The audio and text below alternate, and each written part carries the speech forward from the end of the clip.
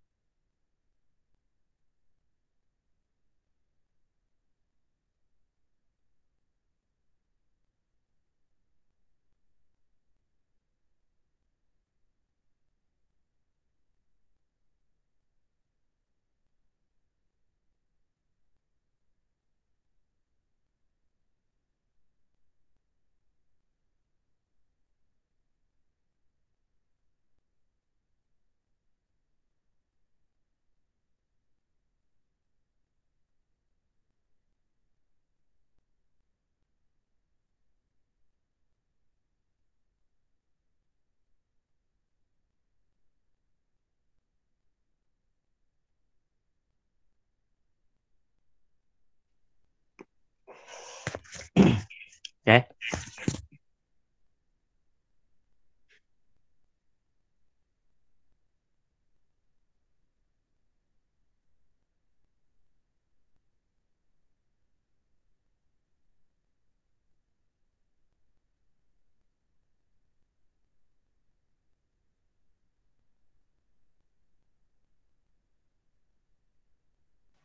Tes 1 2 3. Oke, assalamualaikum warahmatullahi wabarakatuh. Waalaikumsalam warahmatullahi wabarakatuh. Oke, bisa kita mulai sekarang ya. Iya, Pak. Oke, Pak. Oke. Kelasmu ini yang 2 ini belum, kemarin baru dapat kasih jurnal aja ya, baru saya kasih tugas dari jurnal ya. Iya, Pak. Iya, baru cari jurnal aja ya. Iya. Berarti saya belum jelaskan masalah materinya ya. Karena kemarin memang agak ada beberapa yang tertinggal, kelas yang tertinggal. Ya, kalau yang di lain saya udah jelasin materinya, saya udah kasih studi kasus juga. Ya. Oke, ini materi kamu. Yang pertama tentang decision support system ya. Decision support system itu yang pertama, keputusan itu adalah suatu kegiatan ya yang memilih strategi atau tindakan dalam problem solving atau pemecahan masalah ya. Lalu kemudian sistem pendukung keputusan ya adalah suatu sistem yang interaktif berbasiskan pada komputer ya. Kemudian sistem ini berfungsi atau bertujuan untuk membantu pengambilan keputusan hanya sebagai tools ya, hanya sebagai tools ya. Jadi sistem ini sebagai tools saja, tujuannya untuk membantu proses pengambilan keputusan. Nah, sedangkan keputusan itu sendiri nanti akan dikembalikan kepada manusianya ya, pengambil keputusannya ya. Nah, di sini sistem decision support system itu ya memanfaatkan data dalam bentuk yang tidak terstruktur ya. Nah, contoh masalah-masalah yang tidak terstruktur ini adalah nanti konsep-konsep model atau penilaian yang sifatnya bisa berbasis pada penalaran yang bersifat objektif dan subjektif ya. Itu dikatakan model-model yang tidak terstruktur. Nah, kemudian tujuan dari DSS yang pertama membantu manajer dalam membuat keputusan ya. Jadi tujuannya sistem pendukung keputusan itu hanya sebagai pendukung atau tools untuk membantu ya. Kemudian selain untuk pendukung keputusan, pendukung keputusan, DSS ini juga digunakan sebagai bentuk penilaian, ya. Nah, di sini hanya sebagai pendukung ya dan penilaian, tetapi konsep pengambilan keputusannya tetap pada manajer, tidak menggantikan posisi manajer tetapi sebagai tools, ya. Kemudian yang ketiga, meningkatkan efektivitas, ya. Efektivitas dalam pengambilan keputusan, ya. Nah,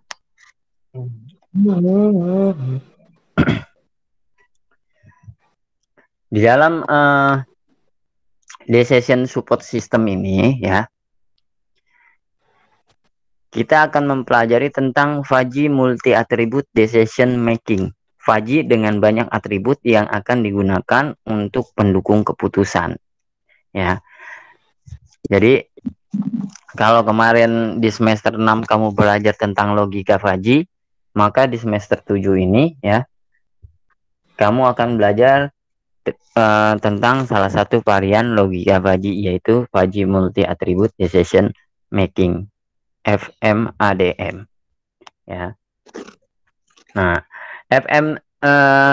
fuzzy multi attribute itu, ya,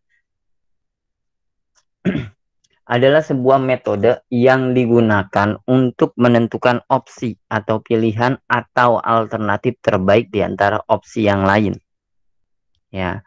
Jadi sistem yang menggunakan fuzzy multi attribute ini, ya, fungsinya cuma satu, ya, diterapkan untuk satu sistem,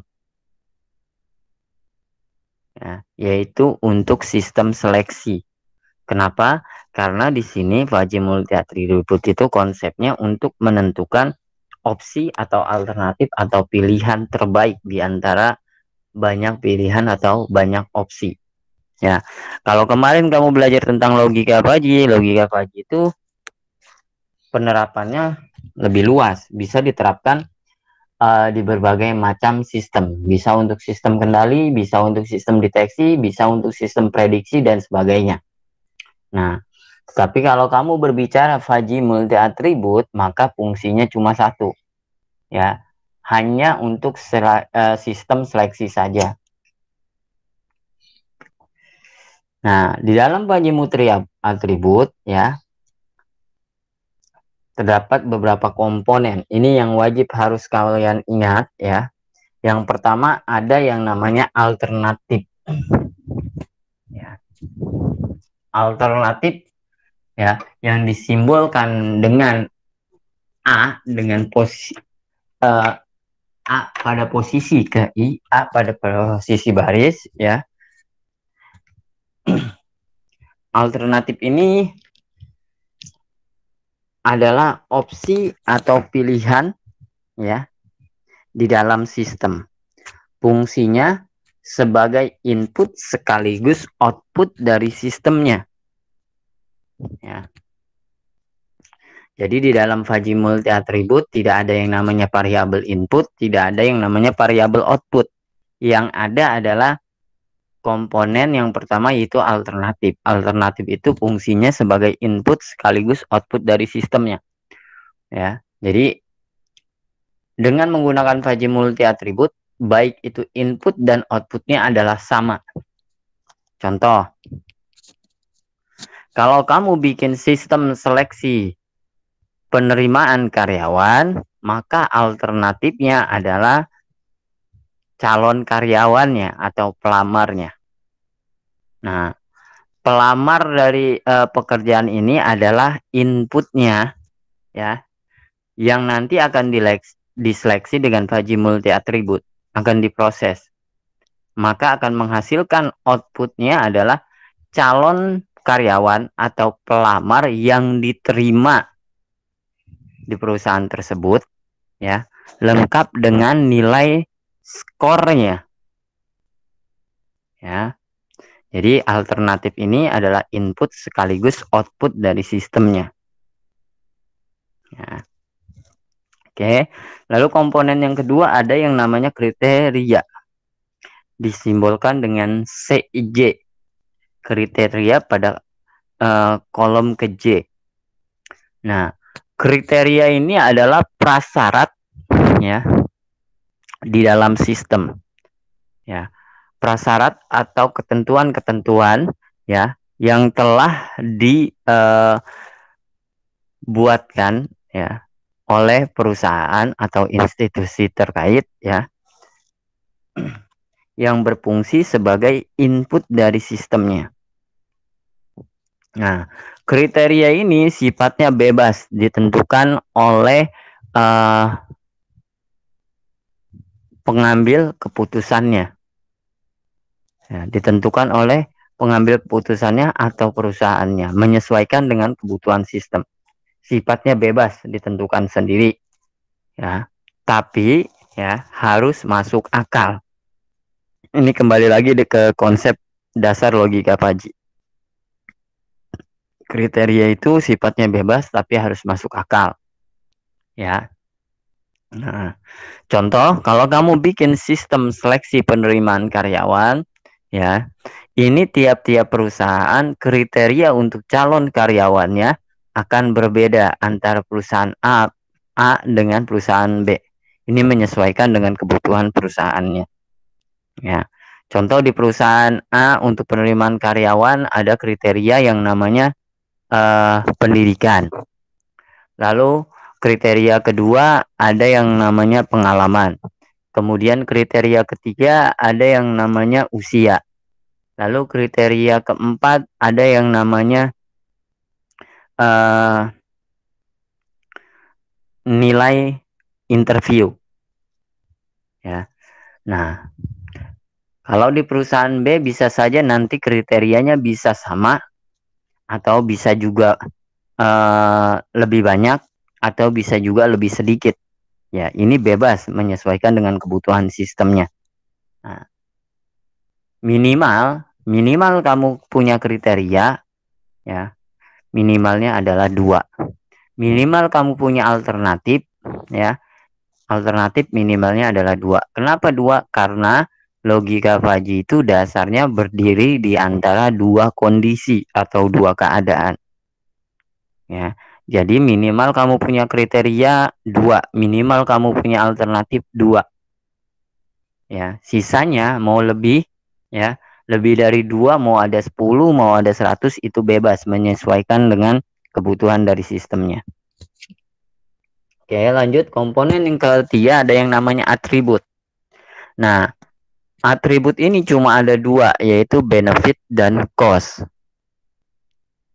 Atribut ini diberikan untuk setiap kriteria. Jadi tiap kriteria itu memiliki atributnya masing-masing atau kelengkapan. Ya, kelengkapannya masing-masing. Nah, di sini baik itu atribut itu nanti ditentukan juga sendiri, ya, menyesuaikan dengan kebutuhan sistemnya. Cuma atribut itu cuma ada 2 jenis, ya, benefit dan cost, keuntungan dan biaya. Biasanya untuk menentukan atribut tiap kriteria itu dengan cara membandingkan. Atribut benefit itu ketika nilainya atau value-nya semakin tinggi, maka manfaatnya akan semakin besar bagi perusahaan. Maka itu dikatakan atributnya adalah benefit. Nah, lalu yang kedua atribut cost, ya. Atribut cost ini ketika value-nya atau nilainya semakin tinggi, maka manfaatnya akan semakin rendah bagi perusahaan. Maka itu dikatakan sebagai atribut cost. Contoh, kalau tadi ada kriteria untuk penerimaan karyawan, yang pertama tadi ada kriteria pendidikan. Pendidikan ini semakin tinggi pendidikannya, maka akan semakin besar manfaatnya bagi perusahaan. Maka atribut yang cocok untuk pendidikan adalah benefit. Lalu kriteria kedua, ada yang namanya usia. Usia ini semakin tinggi nilainya, ya, semakin calon karyawan itu usianya semakin tinggi, ya, semakin tua, maka otomatis akan semakin rendah produktivitasnya. ya, maka akan semakin rendah produktivitas kerjanya. Maka atribut yang cocok untuk usia adalah atributnya cost atau biaya. Nah, ini cara menentukan atribut untuk setiap kriteria. Caranya dengan membandingkan seperti itu. Nah, kemudian komponen yang terakhir ada yang namanya bobot. Bobot untuk setiap kriteria. Nah, untuk bobot ini, bobot diberikan untuk setiap kriteria. Bobot itu dibuat berdasarkan tingkat kepentingan. Kalau contohnya tadi ada kriteria pendidikan, lalu ada kriteria usia, lalu ada kriteria pengalaman, kemudian ada kriteria nilai tes atau nilai tes ya. Nah, dari 4 kriteria ini ya, mana yang tingkat kepentingannya paling tinggi? Misalkan kamu buatkan antara keempat ini yang nilai tingkat kepentingannya paling tinggi untuk perusahaan kamu, misalkan nilai tes ini tinggi, misalkan paling penting untuk perusahaan hasil nilai tesnya, maka ini diberikan bobot yang paling tinggi. Misalkan kamu berikan bobotnya 40, kategorinya sangat tinggi gitu kan. Lalu kemudian disusul dengan kriteria pendidikan. Pendidikan ini sangat tinggi juga tingkat kepentingannya, bobotnya tinggi. Ya, kamu berikan nilai 30. Ya, kategorinya adalah tinggi. Kemudian kriteria yang usia kamu berikan bobotnya cukup tinggi. Ya, misalkan bobotnya 20.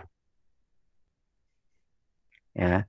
Kemudian selanjutnya untuk kriteria yang ketiga, pengalaman kategori tingkat kepentingannya rendah, kamu berikan bobotnya adalah 10.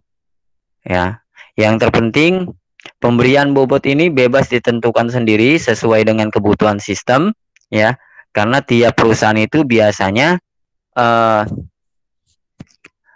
memiliki kebutuhan atau kepentingannya masing-masing. Jadi bisa saja nanti dari 4 kriteria ini perusahaannya berbeda, tetapi seleksi penerimaan karyawannya menggunakan 4 kriteria ini. Tapi bisa jadi nanti di perusahaan A yang paling tinggi, yang paling penting untuk perusahaan itu dari 4 kriteria itu pendidikannya. Bisa jadi di perusahaan B berbeda, yang paling penting adalah pengalamannya. Ya. Jadi ini bobot ini ditentukan sendiri menyesuaikan dengan kebutuhan sistem, ya. Dibuat berdasarkan tingkat kepentingan, mana yang paling penting bagi perusahaan, diberikan nilai yang paling tinggi, disertakan juga kategorinya. Misalkan tadi saya buatkan tadi ada kategori 0 sampai dengan 10, kategorinya tingkat kepentingannya rendah. 11 sampai dengan 30 kategori tingkat kepentingannya cukup penting. 31 sampai dengan 40 kategorinya tinggi tingkat kepentingannya. Lalu 41 sampai dengan 50 kategori tingkat kepentingannya sangat tinggi. Ya, ini bebas. Tapi nanti pada saat kamu berikan bobot ini, ketika di total ya dari 4 kriteria ini, total keseluruhan bobot harus 100 atau 1. Kenapa harus 100 atau 1? Karena kurva Fajy limit atasnya 1. Nah, karena di sini Fajy multi atribut, maka menggunakan pendekatan subjektif dan objektif diperluas. Boleh 100 atau 1 total keseluruhan bobot. Ya. Nah, itu komponen-komponen yang harus kamu pahami di dalam Fajy multi atribut. Ya. Semuanya sifatnya bebas, kamu ditentukan sendiri oleh perusahaan menyesuaikan dengan kebutuhan sistemnya. Ya. Tetapi harus masuk akal.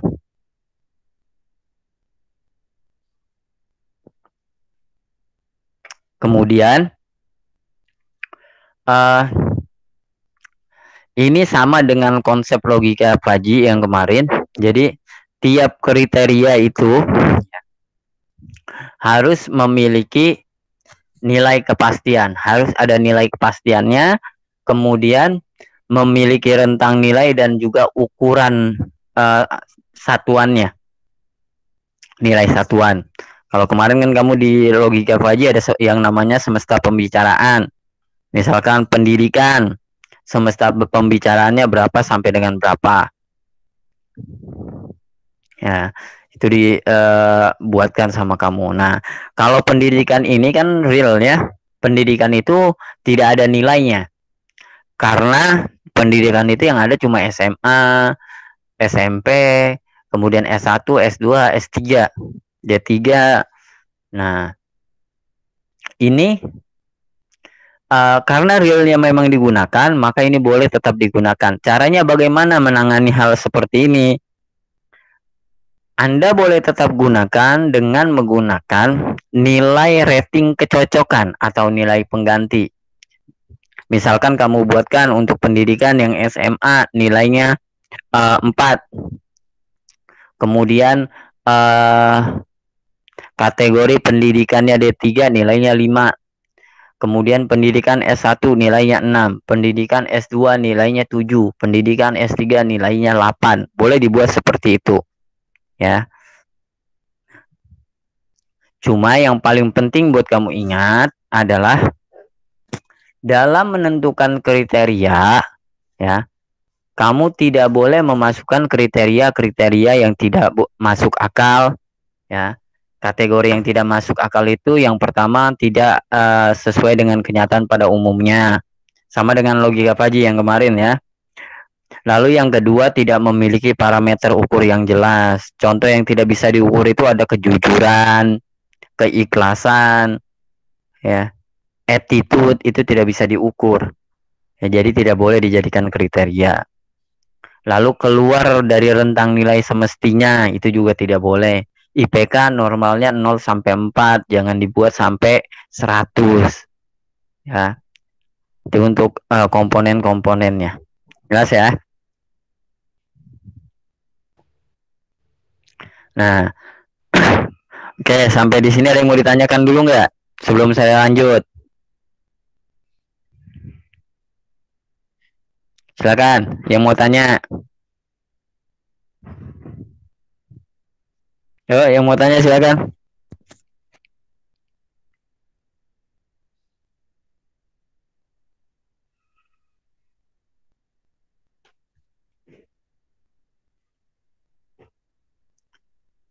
Yang mau tanya silakan.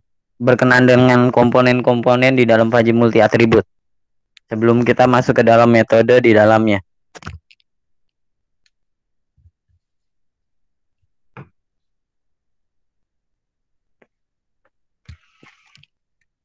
Gimana, ada yang mau tanya nggak? Lanjut Pak, lanjut. Lanjut. Nggak ada masalah ya?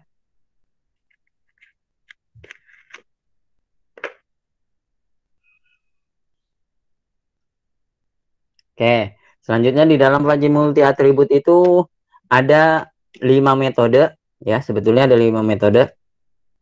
Ya. Di sini saya masukkan 4. Kenapa 4? Karena metode yang kelima itu elektre itu tidak perlu dipelajari. Tidak perlu dipelajarinya karena metode ini adalah metode yang belum rampung. Artinya outputnya belum ada. Nah, metode elektre itu disempurnakan oleh Topsis. Ya. Jadi itu tidak perlu kita pelajari. Nanti konsep perhitungannya hampir sama dengan Topsis, bedanya di elektre belum sampai dengan keluar outputnya. Ya. Nah, metode di dalam Faji multi atribut itu yang pertama ada yang namanya SAW, Simple Additive Weighting. Ya. Atau metode dengan yang dikenal dengan istilah penjumlahan terbobot. Ya. Lalu yang kedua ada yang namanya metode WP atau weighted product. Ya. Kemudian yang ketiga ada metode elektre, ya sebetulnya. Lalu yang keempat ada metode Topsis. Yang kelima ada metode AHP, Analytical Hierarchy Process.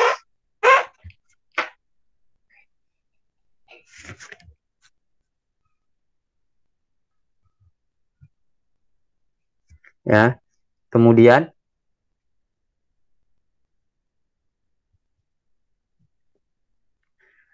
metode yang pertama atau metode SAW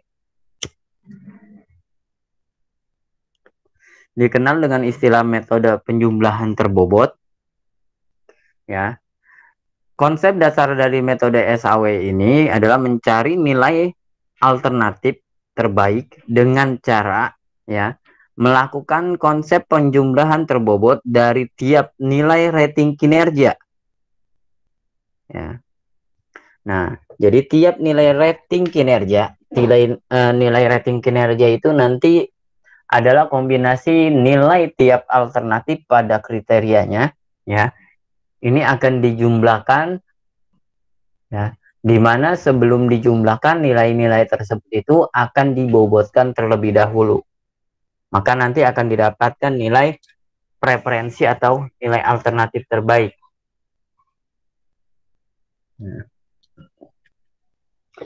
Lalu metode SAW ini memiliki konsep perhitungan atau tahap perhitungan, ya, 2 kali tahap perhitungan. Yang pertama dengan konsep normalisasi metrik, lalu yang kedua adalah tahap proses pencarian nilai alternatif atau nilai preferensi terbaik, nilai rankingan. Ya. Oke, ini tahap yang pertama untuk normalisasi metrik. Ya, tolong diperhatikan rumusnya. Di sini rumusnya RIJ sama dengan XIJ, ya, dibagi max XIJ kalau atributnya adalah benefit, atau RIJ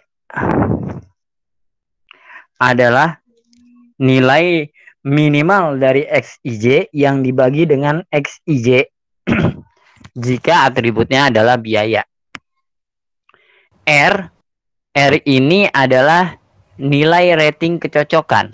Anda akan perhatikan nilai tabel pada tabel rating kinerja nanti.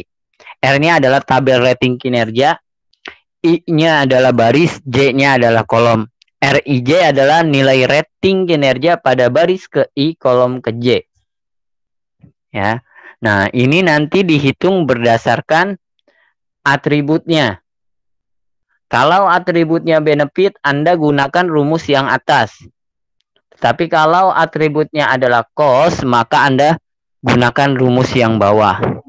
XIJ adalah nilai input pada baris ke I, kolom ke J. Sedangkan max XIJ adalah nilai maksimal dalam satu kolom pada kolom inputnya, pada kolom XIJ-nya. Ya. Nah, sedangkan min XIJ adalah nilai minimal dalam satu kolom inputnya. Ya, jadi proses normalisasi metrik ini terjadi per kolom. Ya. Ini tahap pertama, normalisasi metrik. Lalu yang kedua, tahap kedua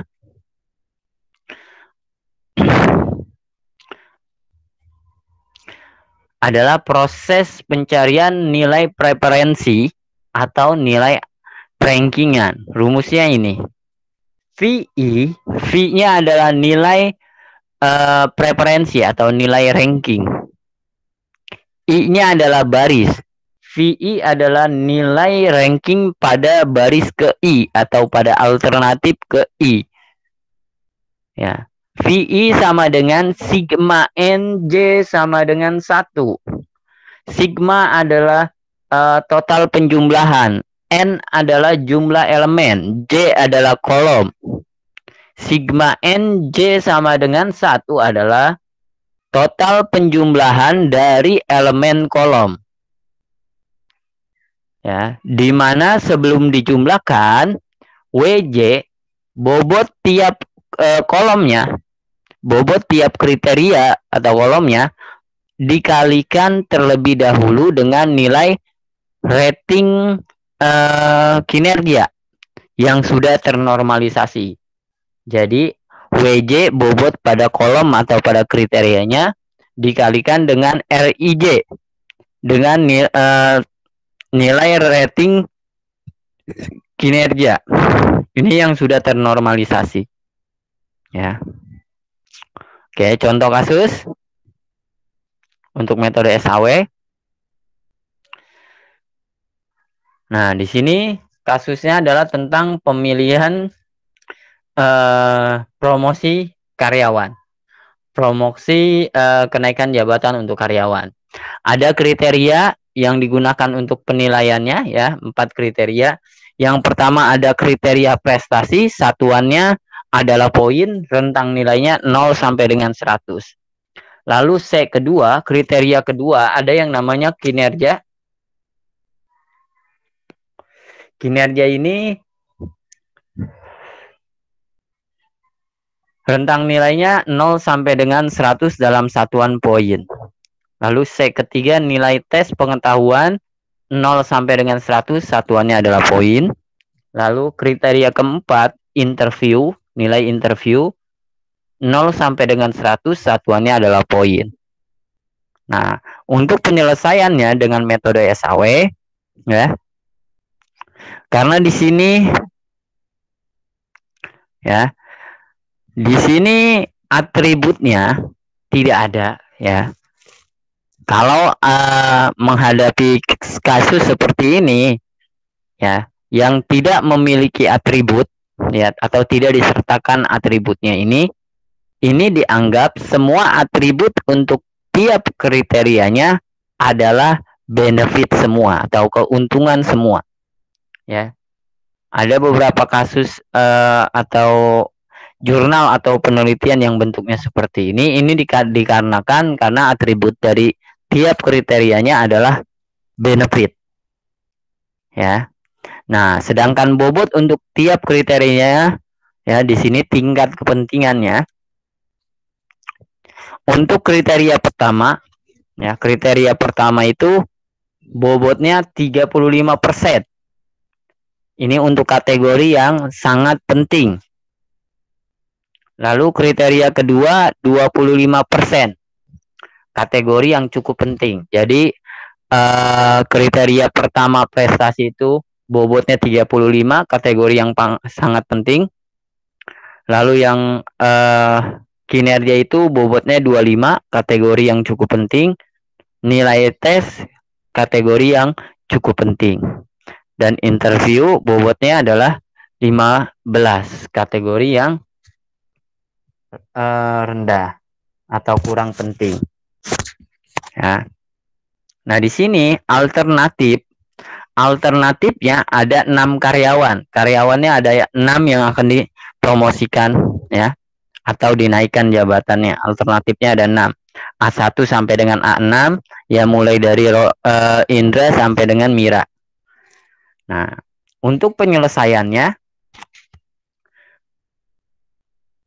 ya. Nah, ini tabel rating kinerjanya, tabel nilai tiap alternatif pada kriteria. Ini tabel rating kinerja. Alternatifnya itu disimbolkan dengan atau diwakilkan dengan baris. Ya, ini alternatifnya diwakilkan dengan baris atau I, A ke I. Alternatif pada baris ke I.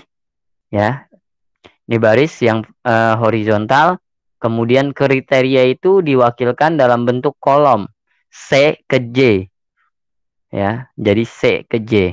Alternatif kriteria pada kolomnya ya. Jadi kriteria itu disimbolkan dengan kolom ya. Nah, di sini alternatif pertama Indra, untuk kriteria pertama itu nilainya 70, kriteria kedua kinerjanya kategorinya 50 ya nilainya. Kemudian kriteria ketiga tes pengetahuannya 80. Kemudian kriteria keempat untuk interviewnya 60. Nah, ini tabel rating kinerjanya seperti ini. Untuk penyelesaiannya, ya, karena ini atributnya dikatakan sebagai keuntungan atau benefit semua, ya, ini atributnya dikatakan benefit semua, maka kamu gunakan rumus yang atas, nih.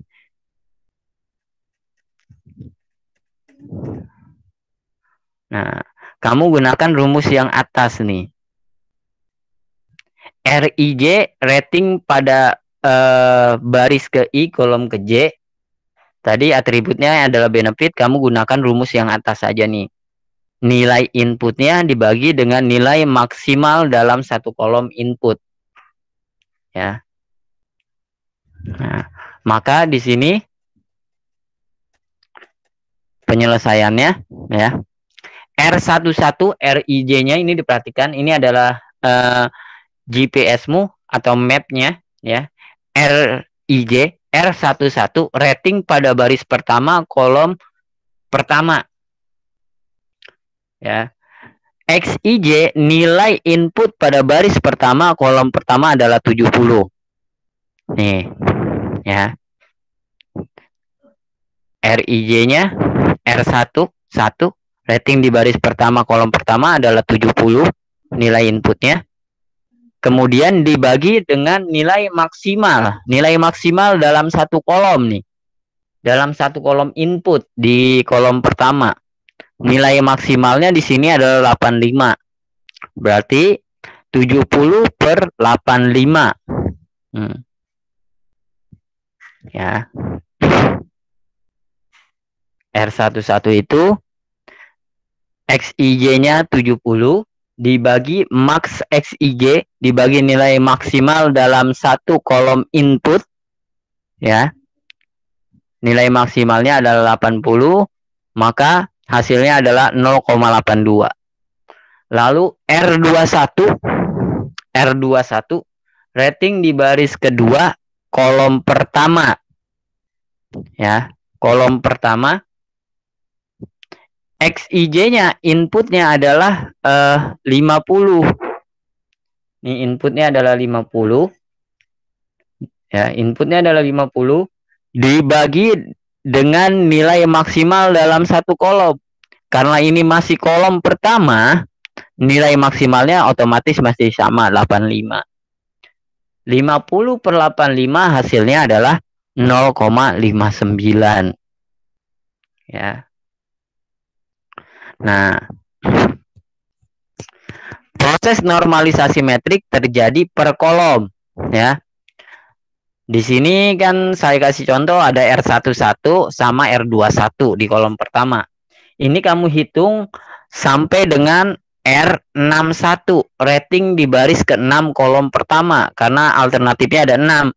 Ini sampai 62 per 85. Ya. Nanti setelah selesai di kolom pertama sampai R61 baru kamu pindah ke kolom kedua R12 nih. R12 itu rating di baris pertama kolom kedua. Nilainya XIJ-nya, ya. XIJ-nya nilai input di baris pertama kolom kedua adalah 50. Dibagi nilai maksimal dalam satu kolomnya. Nih, di sini nilai maksimal dalam kolom kedua itu ada 75. Berarti 50 per 75. Lalu R22 60 per 75. R32 berarti 55 per 75. R42 70 per 75. R52 berarti 75 per 75. Ya. Kemudian R62 50 per 75. Ya. Selesai di kolom kedua baru lanjut ke kolom ketiga.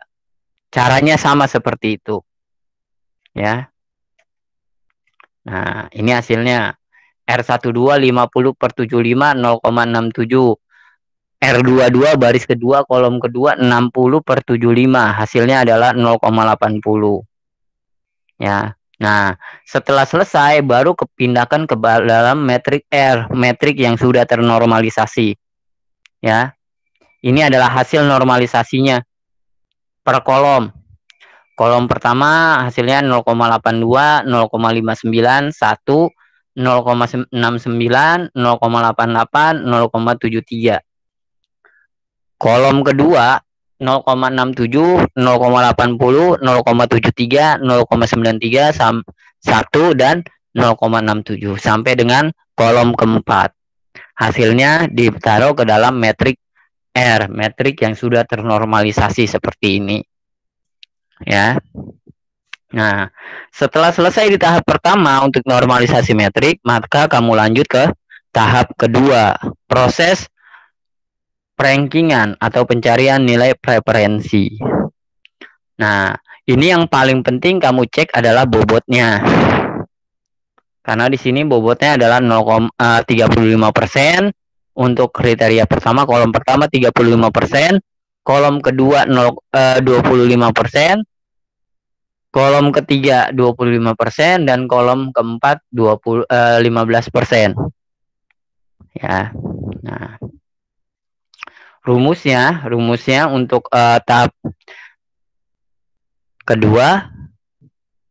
Nah, ini rumusnya VI ini dihitung per baris. Kalau tadi normalisasi metrik terjadinya per kolom RIJ, maka V-nya adalah nilai ranking, I-nya adalah alternatif atau baris.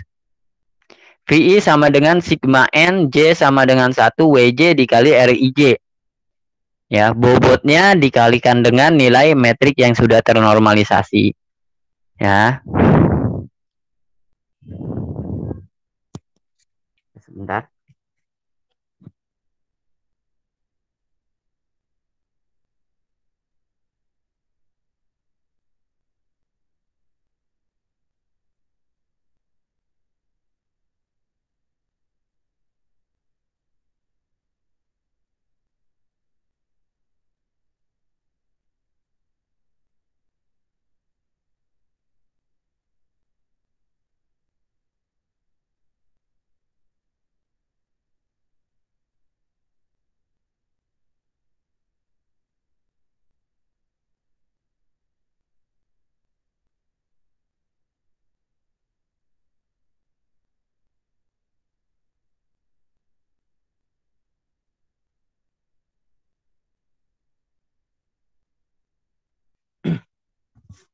Oke, saya lanjut. Tahap kedua ini tadi bobotnya dikalikan dengan nilai RIJ-nya, nilai metrik yang sudah ternormalisasi di sini ya. Kalau tadi bobotnya ada 0,35, 35% untuk kolom pertama ya. Kolom pertamanya di sini 35% bobotnya. Lalu kolom kedua 25% di sini. Ya. Lalu kolom ketiga 25%, kolom keempat 15%. Berarti di sini V1 itu dihitung per baris. V1 itu baris pertama nih. Nilai metrik di baris pertama ini dikalikan dengan bobotnya. Ya. V1 itu hasil dari 0,82 dikali 0,35. Bobotnya 0,35. Lalu ditambahkan dengan bobotnya 0,25 dikalikan dengan RIJ-nya 0,67. Ditambahkan dengan bobot kolom ketiga 0,25 dikalikan dengan metrik di kolom ketiga baris pertama 0,94. Lalu ditambahkan dengan bobot untuk kolom keempat 0,15 dikalikan dengan nilai rating di baris pertama kolom keempat 0,71 ya. 0,35 bobotnya dikalikan dengan 0,82 lalu ditambahkan dengan 0,25 yang dikalikan 0,67 ditambahkan dengan 0,25 yang dikalikan 0,94 ditambahkan dengan 0,15 yang dikalikan dengan 0,71. Hasilnya adalah 0,796. Ini untuk baris pertama. V1 itu dihitung dari metrik yang baris pertama, ini pi keduanya baris kedua, pi ketiganya baris ketiga, pi keempatnya baris keempat sampai dengan pi keenam untuk baris keenam. Ya, karena V-nya adalah I. Nah, dari sini hasilnya ya, setelah selesai di tahap kedua, tahap rankingan ini sudah didapat ya. Nilai yang paling besar di sini ada di alternatif atau nilai di V kelima, nilai preferensi di baris kelima yaitu 0,939. Maka untuk proses seleksi ini ya, yang direkomendasikan adalah alternatif kelima ya, dengan nama Ratna ya. V5 alternatif kelima namanya Ratna, terpilih dengan skornya tadi 0,939. Itu yang direkomendasikan. Jelas ya? Oke, sampai di sini ada yang mau ditanyakan? Silakan. Tidak, Pak. Yo, silakan yang mau tanya.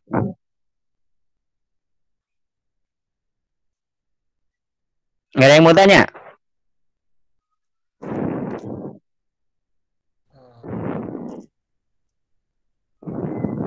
Nggak ada ya? Nggak ada, Pak, kayaknya. Oke, alhamdulillah kalau nggak ada. Ya, tugasmu dilanjutkan. Jurnal yang kemarin kamu cari, dicek komponen-komponennya, alternatifnya apa saja, kemudian kriteria yang digunakan di sana apa saja. Pastikan tiap kriteria itu memiliki nilai ada rentang nilai yang jelas dan nilai satuannya ya. Kemudian kriterianya harus masuk akal, tidak boleh ada kriteria yang tidak masuk akal atau tidak punya parameter ukur. Setelah itu tentukan juga nilai bobot untuk setiap kriteria dan atribut untuk setiap kriteria. Ya, nanti setelah selesai itu ya, kalau di jurnalmu itu kriteria yang dipakai di sana ada tapi tidak memiliki nilai satuan. Ya, maka tugas kamu tambahkan rentang nilai dan nilai satuannya. Ya, kamu perbaiki. Atau ada yang harusnya satuannya, contoh absensi itu satuannya persentase, di jurnalmu malah dibuatkan nilai grade atau nilai pengganti, misalkan 1, 2, 3, itu juga diganti atau diperbaiki sama kamu ya. Nah, setelah itu, setelah kriteria, alternatif, bobot, dan atributnya sudah betul, sudah kamu perbaiki, baru dihitung dengan menggunakan metode SAW. Itu tugas kamu. Jelas ya? Jelas, Pak. Jelas nggak? Jelas. Yang lain? Jelas, Pak. Jelas, Pak. Jelas semua? Nggak ada yang mau ditanyakan? Pak, mau nanya, Pak. Nanya, Pak. Ya, silakan yang mau tanya. Pak, saya mau nanya, Pak. Ya, silakan. Kalau misalnya di atributnya ada subatribut gitu, boleh nggak, Pak? Atribut ada subatribut. Nggak boleh. Atribut itu cuma ada 2. Benefit atau cost. Kemudian atribut itu diberikan untuk setiap kriteria. Satu kriteria, satu kolom memiliki satu atribut. Ya, Pak. Terima kasih, Pak. Oke. Ada lagi yang lain? Pak, mau nanya, Pak. Ya, silakan. Tugasnya itu kapan dikumpulin ya Pak? Kalau boleh tahu Pak. Minggu depan. Minggu depan Pak. Oke, baik. Makasih Pak. Ya.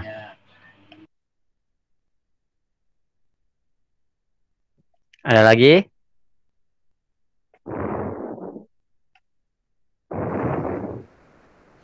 Pak, kalau boleh minta PPT yang tadi nggak Pak?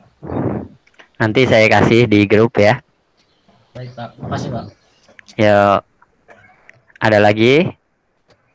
Pak, di PPT saya yang beda-bedanya tuh bobotnya Pak. Kalau seperti itu kayak gimana Pak? Yang beda bobotnya maksudnya? Di jurnal kamu? Iya. Jurnalnya yang beda bobotnya gitu ya? Iya, yang bedanya bobotnya. Jadi kriterianya sama, tapi tiap bobotnya tuh beda-beda. Kriterianya sama, bobotnya beda-beda. Sama Pak. dengan yang ada di mana? Di sini tabelnya ada 4. Nah, kriterianya sama semua, tapi bobotnya beda-beda. Oh, dengan yang tadi saya jelasin. Iya. Oke. Ini nanti kalau kriteria ya, kriterianya itu bebas ditentukan oleh perusahaannya sesuai dengan kebutuhan dari sistemnya. Ya, yang terpenting kriteria itu harus masuk akal. Lalu untuk bobot, setiap kriteria bobot itu ditentukan bebas, cuma dibuat berdasarkan tingkat kepentingan. Artinya bobot itu ditentukan sama perusahaan itu sendiri, tapi berdasarkan tingkat kepentingan untuk setiap kriterianya pada sistem. Ya, misalkan tadi ada kriteria disiplin. Perusahaan itu untuk disiplin paling penting nggak? Mana yang paling penting dari 4 kriteria tersebut? Ya, jadi bobot itu pasti berbeda untuk setiap kriteria. Ya, jelas ya? Jelas nggak?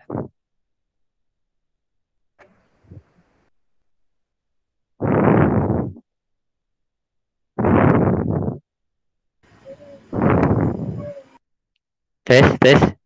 Jelas nggak? Tadi siapa yang tanya?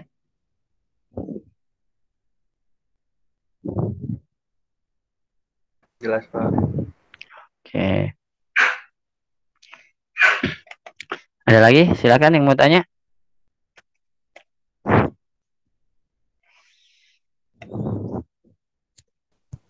Pak, kalau untuk pengumpulannya di mana ya Pak? Tugasnya nanti dikumpulkan di grup boleh. Tugasnya itu ditulis tangan ya, dihitung secara manual tulis tangan. Nanti dikumpulkan. Baik Pak, terima kasih. Oke.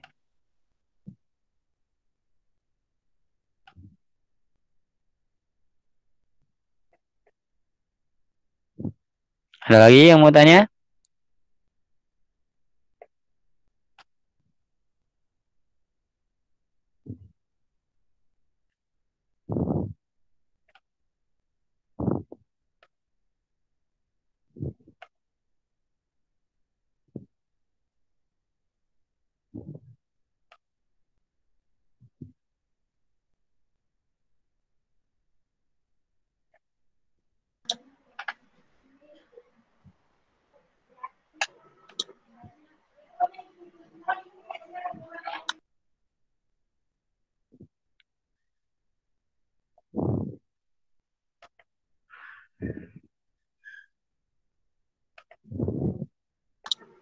Pak, saya mau nanya, Pak.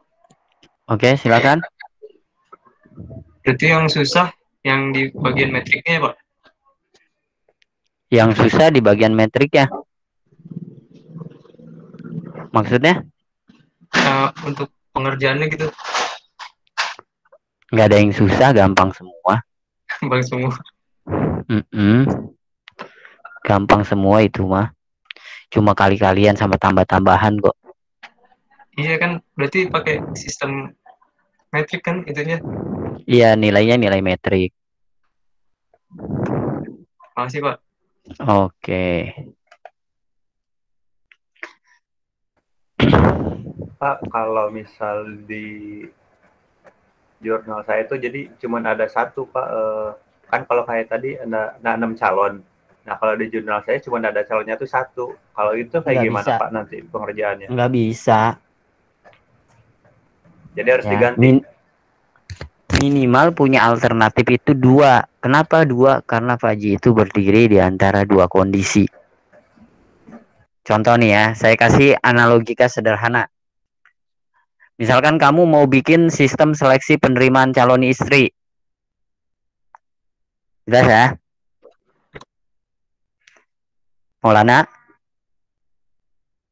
Kamu bikin sistem seleksi penerimaan calon istri, otomatis alternatifnya nama-nama calon kamu ya. Dan itu alternatifnya minimal kamu punya lebih dari 1. Minimal kamu punya 2 calon istri. Minimal kamu punya 2 pacar. Baru bisa diseleksi. Kalau mau ada 3, mau ada 10, bebas. Ya. Sesuai dengan berapa banyak pacarmu kan yang diseleksi. Tapi kalau 1 bisa nggak? Nggak bisa. Kenapa nggak bisa? Karena kamu lakunya cuma sama 1 orang. Ada yang mau aja udah alhamdulillah. Ya kan? Nggak ada pilihan lain. Jelas ya? Jelas? Berarti harus ganti jurnalnya begitu, Pak. Nggak usah ganti jurnal, tapi diperbaiki yang ada. Mau ditambahkan gitu itunya. Iya, kamu cek dulu alternatifnya itu apa gitu. Baiklah, terima kasih. Oke. Ini nanti outputnya adalah setelah dihitung manual, dibuat rancangannya, kamu akan buat aplikasinya yang berbasis sistem penunjang keputusan. Oke. Saya share dulu sebentar. Saya akan berikan contoh. Ini ada Rizky Fahrul. Rizky Fahrul ada? Rizky Fahrul mau tanya? Enggak, Pak, kepencet. Oh. Oke, saya lanjut nih. Saya share screen.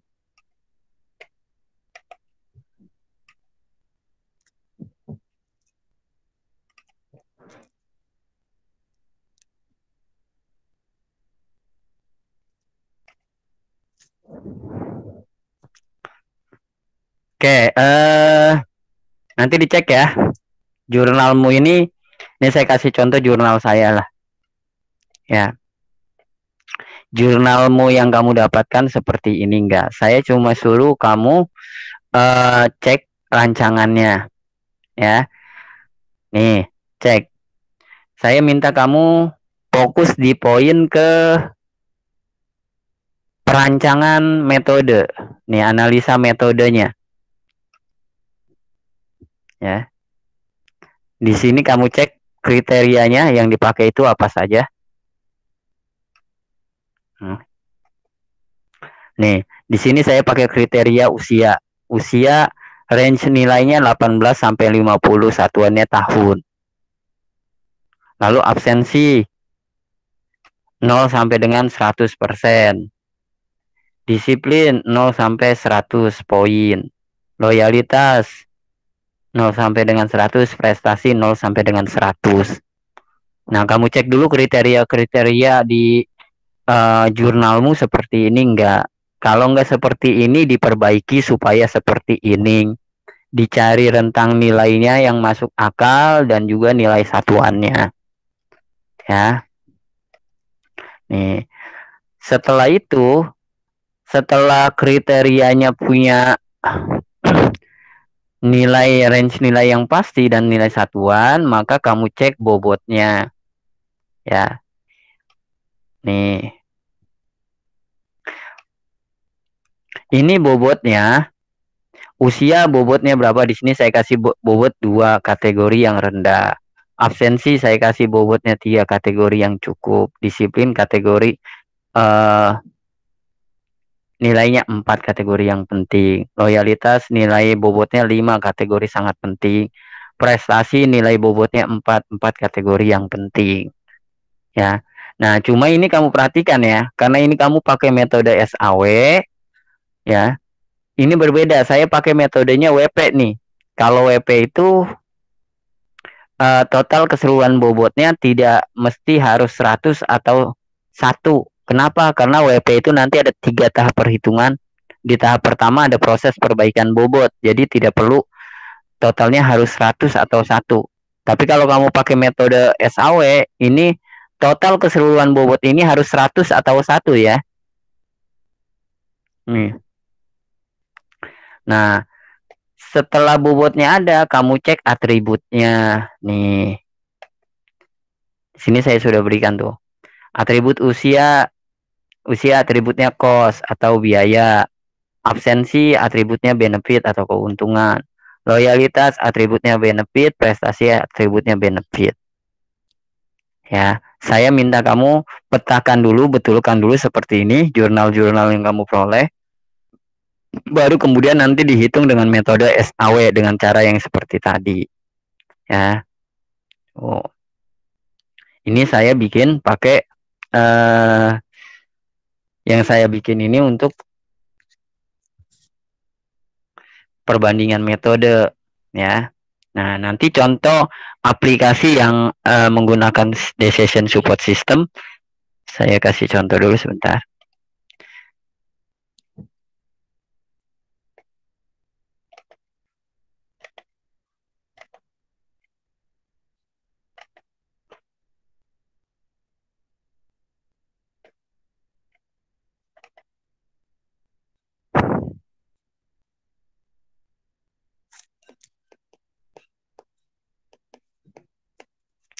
Nah, nanti output dari mata kuliah ini kamu harus bikin aplikasi yang berbasis sistem penunjang keputusan. Metodenya tinggal nanti dipecah tuh, dicari. Oke, sebentar. Contohnya akan seperti ini nanti.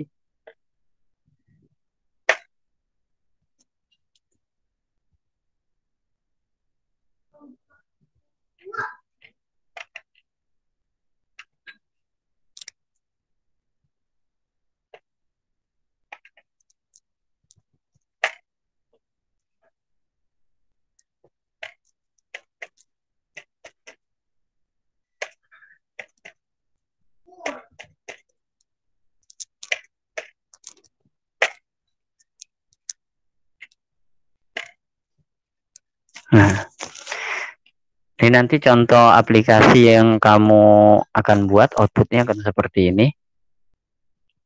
Ya. Yang pertama ada data bobotnya. Nih, bobot untuk tiap kriteria. Nah, ini kriterianya ada 4, ada pedagogik, profesional, sosial, sama kepribadian. Ya, ini bisa diubah. Misalkan ini dibuat sama.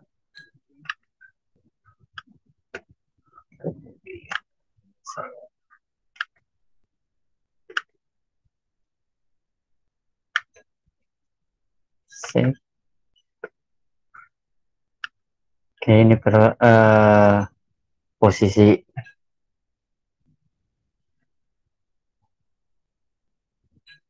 Setelah itu bobotnya, ini atributnya. Ya. Ini juga bisa diedit di sini. Di save. Nah, ini masuk ke dalam data gurunya.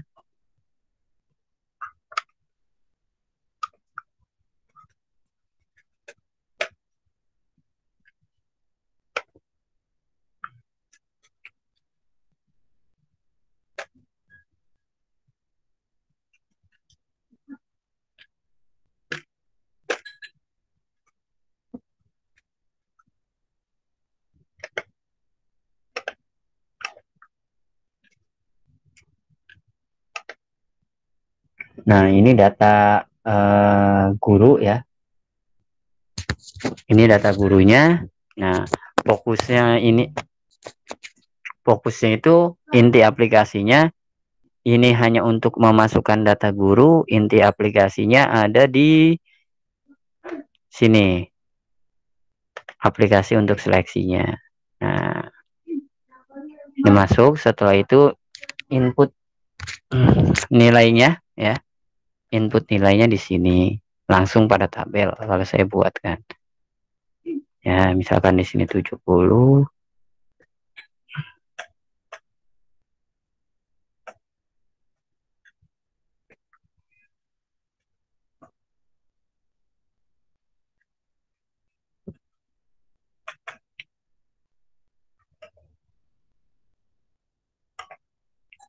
Nah, setelah itu diproses. Nah, cek dari sini hasil prosesnya ya. Ini menggunakan metode SAW, hasilnya di sini udah dapet tuh. Nilai tertingginya adalah 10,0553. Ini ada di alternatif ketiga. Tuh. Ya. Nah.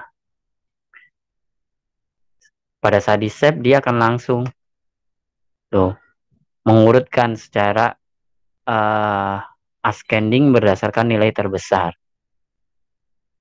Ya, setelah itu ini bisa di print hasilnya. Tuh. Untuk pemilihan guru teladan hasilnya bisa di print ya. Bisa langsung di generate, bisa di print langsung. Setelah itu ini tadi kalau bobotnya diubah, maka proses perhitungannya akan berubah. Misalkan saya ubah bobotnya. Ini saya buat 4. Ini 4. Yang ini 1. Save. Ya. Ini bobotnya saya udah ubah, baru misalkan aplikasinya di sini saya proses lagi. Saya save. Langsung diproses ulang. Nah, tuh. Nilainya berubah. Kalau tadi 10,553 ini udah 11. Ya. Saya save misalkan. Nilainya langsung berubah ya. Nah, itu kalau bobot yang saya ubah. Kalau atributnya yang saya ubah gimana? Berubah nggak? Pasti berubah. Untuk perhitungannya. Ya. Misalkan ini saya buat benefit semua. Save.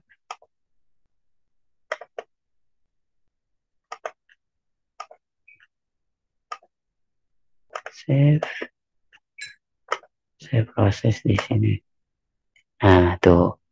Nilainya sudah berubah lagi. Saya save, dia ada di poin ketiga. Kalau tadi ada di alternatif keempat. Jelas ya? Ini contoh aplikasinya. Ini yang nanti akan jadi output dari mata kuliah ini.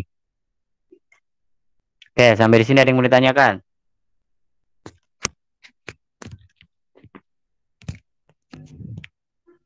Pak, saya mau nanya nih Pak. Ya, silakan Haris. Ini ntar kita bikin aplikasinya tuh pakai ini nih Pak, aplikasi MATLAB itu Pak. Kalau untuk aplikasi bebas. Bebas, aplikasi itu bebas. Nggak mesti pakai MATLAB. Juga bebas, yang penting sistem kerjanya sama. Iya. Oke, baik Pak. Nih. Untuk bahasa pemrogramannya bebas. Pakai apa saja, yang penting kamu proses perhitungannya sama. Nih. Cek nih proses yang saya lakukan di sini. Nilai-nilainya saya buatkan metrik dulu tuh. Ini hasil perhitungan normalisasi metriknya. Setelah normalisasi metrik ini baru saya bobotkan. Nih bobotnya. Nah ini hasil hitungannya ntar. Ya. Jadi kalau bahasa pemrograman bebas. Nah kemudian MATLAB itu dibuat dari Java. Basisnya MATLAB itu Java. Ya, jadi kalau kamu pakai NetBeans ya sama nanti bahasa pemrogramannya dengan MATLAB ya sama. Java dengan MATLAB sama.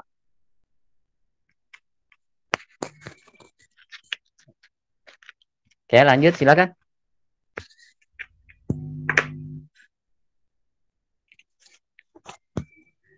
Silakan yang mau tanya.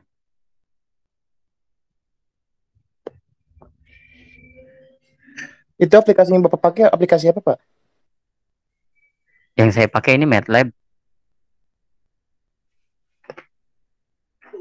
Yang saya pakai aplikasinya MATLAB.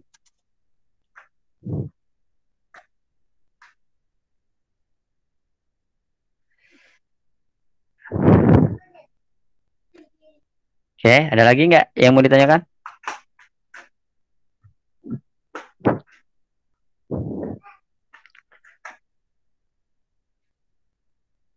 Cukup ya? Cukup? Cukup, Pak. Cukup. Yes. Ya. Jangan lupa nanti tugasnya diperbaiki jurnalmu, dirancang sistemnya yang betul, kemudian dihitung manual dengan metode SAW. Untuk materinya nanti saya share di grup. Kemudian untuk contoh jurnalnya juga saya akan nanti kirimin di grup. Ya. Udah ya? Baik, Pak. Oke, wes, saya akhiri sampai di sini.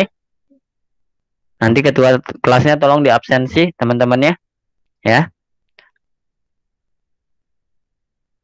Report ke saya, ya. Wes, saya akhiri sampai di sini. Assalamualaikum warahmatullahi wabarakatuh. Waalaikumsalam warahmatullahi wabarakatuh. Terima kasih banyak, Pak. Terima kasih, Pak. Warahmatullahi wabarakatuh. Banyak, Pak. Terima kasih banyak, Pak. Ya, sama-sama.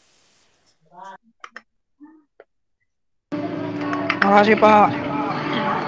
Sama-sama. Carol.